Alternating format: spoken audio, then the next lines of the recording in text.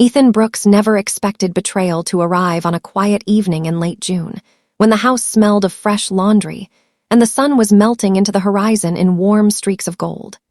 For years, he believed marriage was something you built brick by brick, trusting your partner to place their bricks beside yours. He believed in consistency, in honesty, in the simple rituals that made a life feel shared. 7 years with Megan had convinced him he had chosen the right woman, the woman who laughed at his dry jokes, who snuggled into his chest during thunderstorms, who whispered that she was proud of him when he doubted himself. He never imagined she could look him in the eyes every morning while building a separate life behind his back. That evening he sat at the dining table reviewing a major commercial building proposal for his firm. His laptop hummed, blueprints sprawled across the dark wood surface. Megan was supposedly at her weekly book club, a ritual she had attended for nearly a year. He never questioned it. She loved books. She loved her friends. He had no reason to suspect anything darker beneath the surface. But when her phone buzzed on the counter, loud and insistent, he looked up. She always muted notifications before leaving, but tonight she hadn't. He tried to ignore it, tried to stay focused. But the phone buzzed again with the same patterned vibration. A preview lit up the screen, and his eyes were drawn to it involuntarily. Can't stop thinking about last night. Same time tomorrow. His body froze. Time held its breath. His mind insisted that he had misread, that perhaps the words meant something innocent, that maybe it was a misunderstanding. But then he saw the sender's name. Ryan Hale. Their neighbor. A man who smirked too much, flirted too easily, jogged shirtless past their house every morning, and always seemed too attentive when Megan was around. Ethan had dismissed it as harmless, as something men like Ryan couldn't help doing. He never imagined Megan would let it become more. But the buzzing continued, one message after another. Miss you already. You're incredible. Last night was perfect. As if pulled by gravity, Ethan walked to the counter. He picked up the phone. Megan's passcode slid into place under his fingers. She had given him the code years ago and joked that couples who hid their phones from each other were already halfway broken. The irony felt like a knife turning inside him. The thread of messages was long, weeks long, months long, late-night conversations, dinners disguised as book club meetings, photos she had never sent him, words she had not spoken to him in years, hotel receipts, plans made, secrets shared, confessions of desire she once reserved only for Ethan. His heart didn't break cleanly. It cracked in jagged lines that tore deeper the longer he read. His vision blurred. His breath stuttered. He felt emotions fighting inside him, rage, hurt, disbelief, humiliation, all boiling until they condensed into something cold and calm. The front door opened. Megan walked in, humming softly, wearing jeans and a white blouse. Her makeup looked fresh, her perfume unfamiliar. She smiled when she saw him. "Hey, baby, didn't expect you to still be up." She kissed his cheek casually, as though her hands hadn't been all over another man a few hours ago, as though she weren't walking into a storm she created. He didn't respond. She noticed his expression and tilted her head. "You okay? You look pale." He didn't move, didn't blink, didn't breathe in the same rhythm. Finally, he said, quietly but clearly, "How was Ryan?"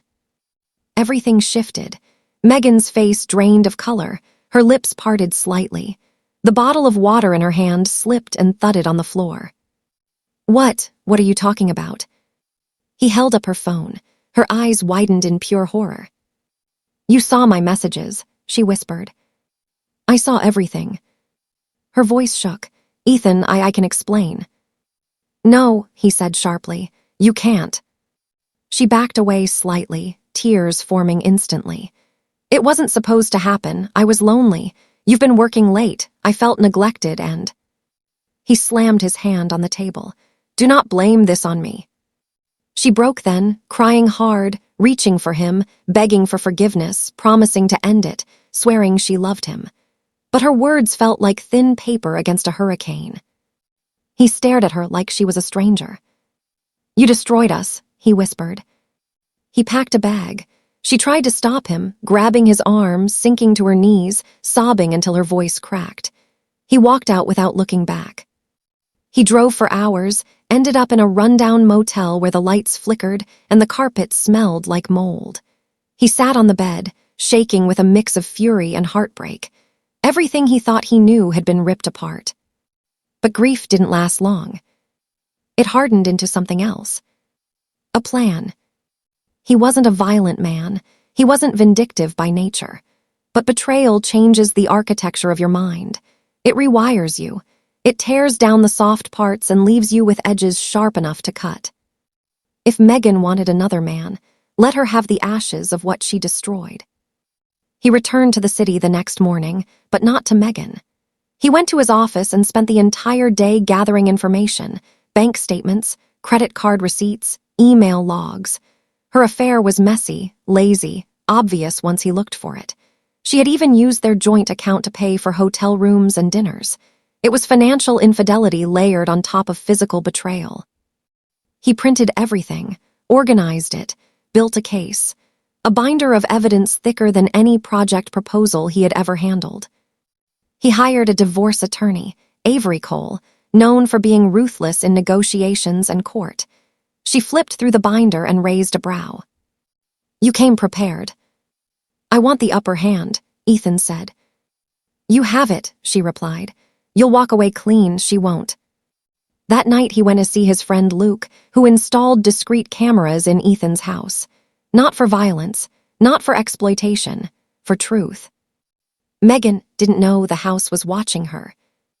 The next week, Megan called nonstop. Ethan didn't respond. She showed up at his firm. He told security not to let her through. She was unraveling. Good. On Tuesday night, Ryan appeared at the house, captured perfectly on hidden camera. Their conversation was heated, revealing, incriminating. Ryan begged. Megan refused. They argued, shouted, blamed, cried. Megan admitted to everything. Ryan admitted to more. Every word was recorded. Ethan sent the footage to his attorney. Avery laughed. "This is priceless." Megan fell apart publicly when she was served divorce papers at her workplace. Colleagues watched her break down in the hallway. She called Ethan 8 times that night, crying hysterically on voicemail. Ethan listened to none of it. He waited. 3 days later, Megan finally caught him outside the apartment he was staying in. She rushed to him, mascara smeared, hands shaking. "Ethan, please talk to me." He didn't speak. She reached for his hand. He pulled away. "I miss you," she sobbed. "I can't sleep, I can't eat, I will do anything, please, I need you." He looked at her with eyes that no longer belonged to the man who once adored her. "I don't need you," he said quietly. She broke again, collapsing against the hood of his truck as though the words themselves had weight. He walked past her, got in and drove away.